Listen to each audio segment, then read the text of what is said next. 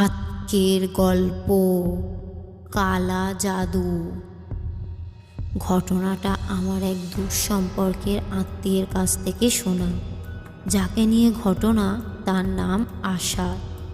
ঘটনাটা একরকম আসাদ 1971 সালের মুক্তিযুদ্ধকালীন সময়ে বরিশালের কোনো এক স্থানে সরকারি চাকরিজীবী ছিলেন।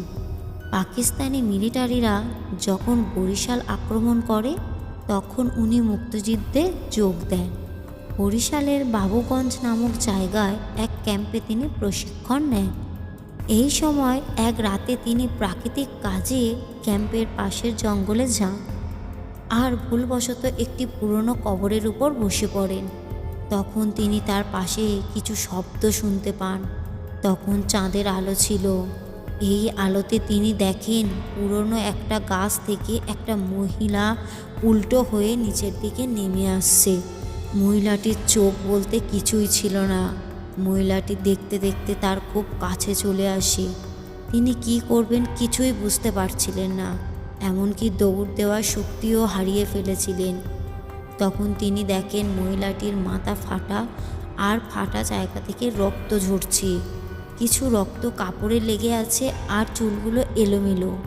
মহিলাটি ওনাকে ধরার জন্য হাত বাড়ালে তিনি দৌড় দেন। কিছু সময় পর তিনি পিছনের দিকে তাকিয়ে দেখেন যে কয়েকটি বড় বড় আকারের শূকর তার দিকে দৌড়ে আসছে। এটা দেখে তিনি আরও জোরে ভয়ে দৌড় দেন এবং একটা গাছের সাথে ধাক্কা খেয়ে অজ্ঞান হয়ে পড়ে যান। ক্যাম্পে ফিরছে না দেখে তার সঙ্গীরা তাকে খুঁজতে বের হয় এবং জঙ্গলের পাশে পায়। তার শরীরে কোনো কাপড় ছিল না এবং বিভিন্ন স্থানে লাল দাগ দেখা যায়। তার অবস্থা বেশি ভালো ছিল না। তার কিছুদিন পর তাকে তার গ্রামে পাঠিয়ে দেওয়া হয়। তখন যুদ্ধ শেষ হয়ে গিয়েছিল।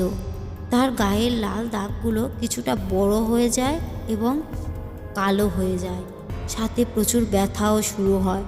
বহু ডাক্তার দেখিয়েও কোনো লাভ হয়নি। শেষে এক কবিরাজের শরণাপন্ন হন।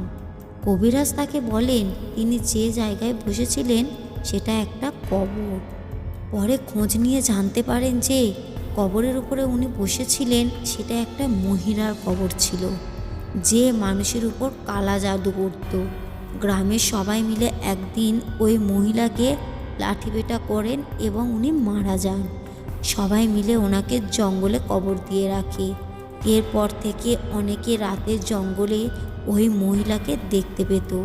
যাদের ভাগ্য ভালো তারা বেঁচে ফিরেছে, আর যারা ওর খপ্পরে পড়েছে তাদেরকেও মারা যেত।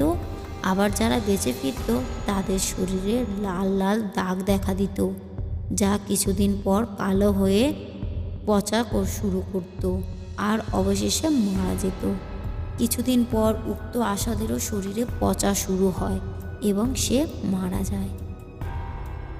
গল্পটি কেমন লাগলো কমেন্ট করবেন এবং একটা লাইক করবেন। আরও নতুন নতুন গল্প পেতে চ্যানেলটিকে সাবস্ক্রাইব করবেন।